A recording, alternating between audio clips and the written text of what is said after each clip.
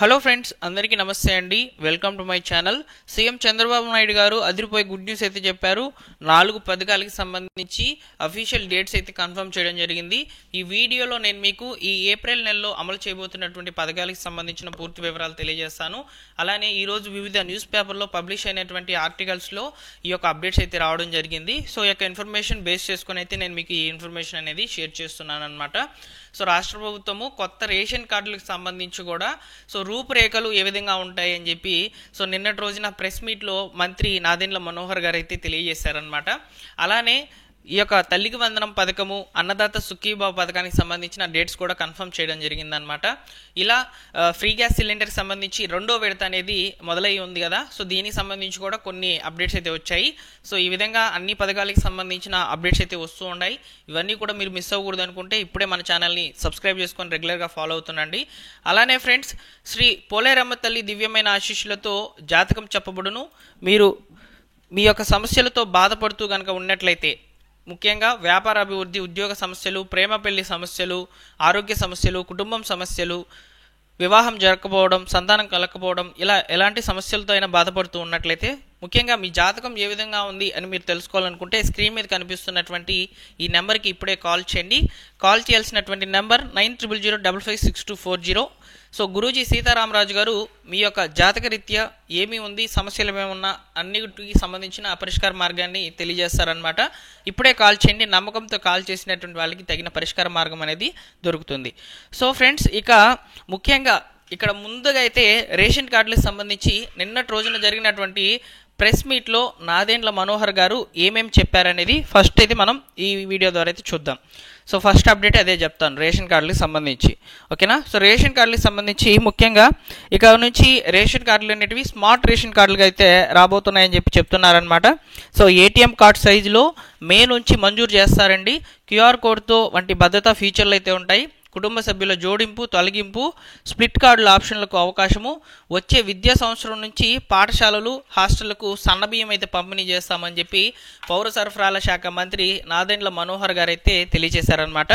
So మీరు ఇక్కడ గమనించినట్లయితే ఏటీఎం సైజ్ కార్డులో క్యూఆర్ కోడ్తో ఉన్నటువంటి రేషన్ కార్డ్స్ అనేటివి వస్తాయని చెప్పి మంత్రి గారు నిన్నటి రోజున జరిగినటువంటి ప్రెస్ మీట్లో అయితే చెప్పారనమాట.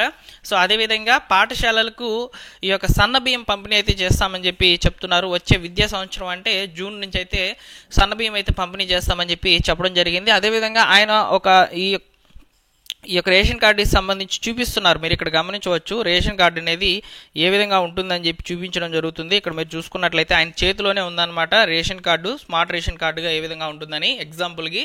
సో త్వరలోనే మనకు ఈ యొక్క కుటుంబ సభ్యుల జోడింపు, తొలగింపు, స్ప్లిట్ ఆప్షన్ అనేటివి ఎనేబుల్ చేస్తామని చెప్పారు. రీసెంట్గా ఎనేబుల్ చేసి మనకి డిసేబుల్ చేశారనమాట. సో కాబట్టి త్వరలోనే మనకు ఈ యొక్క రేషన్ కార్డులు అనేటివి అందబోతున్నాయి. మే నుంచి అయితే మంజూరు చేయబోతున్నట్లు సమాచారం అయితే రావడం జరిగిందనమాట. ఇంకా రెండో ఫ్రీ సిలిండర్కి సంబంధించి కూడా ఆల్రెడీ స్టార్ట్ అయి ఉందన్నమాట. ఈ ఏప్రిల్, మే, జూన్, జూలై వరకు అయితే అవకాశం అయితే ఉంటుంది. మొదటి విడతలో ఎవరైతే ఉచిత గ్యాస్ సిలిండర్ అనేది పొందలేదో ఇప్పుడు వారికి అవకాశం అయితే ఉంటుందన్నమాట. సో మీరు ఇచ్చినటువంటి గ్యాస్ ఏజెన్సీ ఏదైతే సెలెక్ట్ చేసుకున్నారో అక్కడికి వెళ్ళి తప్పనిసరిగా అన్ని సీడింగ్ అనేది చేయించుకోండి, అంటే లింక్ చేయించుకోండి అనమాట. So Aadhaar card, ration card, ఇచ్చినటువంటి బ్యాంక్ అకౌంట్ ఇవన్నీ కూడా సీడెడ్ చేసుకోవాలి, అంటే సీడింగ్ చేయించుకోవాలన్నమాట, లింక్ చేయించుకోవాలి.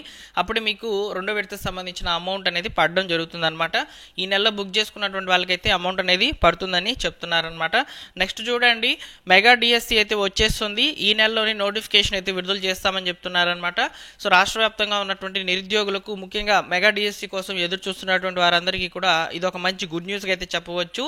ఈ నెలలోనే నోటిఫికేషన్ అయితే విడుదల చేయబోతున్నారనమాట. అలానే రిక్రూట్మెంట్ ప్రాసెస్ అంతా కూడా జూన్ నెల లేదా జూలై నెల నాటికి కంప్లీట్ చేసేసి ఉద్యోగాలు కూడా ఇస్తామని చెప్పి విద్యాశాఖ మంత్రి అయితే నారా లోకేష్ గారు అయితే తెలియచేయడం జరిగిందనమాట.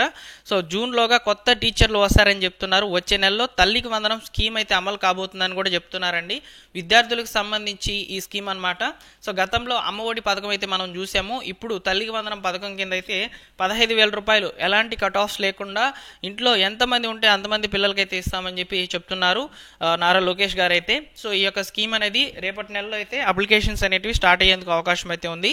అలానే అన్నదాత సుఖీభావ పథకం కూడా వచ్చే నెలలో అంటే మే నెలలోనే 20,000 రూపాయలు అయితే వేస్తామని చెప్తున్నారనమాట. ఇక్కడ డైరెక్ట్గా 20,000 రూపాయలు అయితే వేయరండి, 3 విడతలు అయితే ఈ యొక్క సాయాన్ని అయితే అందిస్తామని చెప్తున్నారనమాట. అలానే కేంద్ర ప్రభుత్వం ఇచ్చేటువంటి నిధులు అంటే పిఎం కిసాన్ నిధులు, ఇప్పుడు మన రాష్ట్ర ప్రభుత్వం ఇస్తున్నటువంటి అన్నదాత సుఖీభావ పథకం కింద ఇస్తున్నటువంటి నిధులు, ఇవన్నీ కూడా కలగలుపుకొని అయితే 20,000 రూపాయల లెక్కన సంవత్సరానికి 3 దప్పాలకి అయితే రావడం జరుగుతుందని కూడా చెప్తున్నారనమాట. నెక్స్ట్ మత్స్యకారులకు అంటే చేపల వేటకు వెళ్ళేటువంటి వాళ్ళకి ఈ యొక్క నెలలోనే 20,000 రూపాయలు అయితే అందజేస్తామని చెప్పి చెప్తున్నట్లు అప్డేట్స్ అయితే వస్తున్నాయండి. సో ప్రభుత్వం నుంచి సానుకూలంగా అప్డేట్స్ అయితే వస్తూనే ఉంటాయన్నమాట. నేను మీకు వెంటనే ఈ విధంగా వీడియోస్ రూపంలో తెలియచేయడం జరుగుతుంది.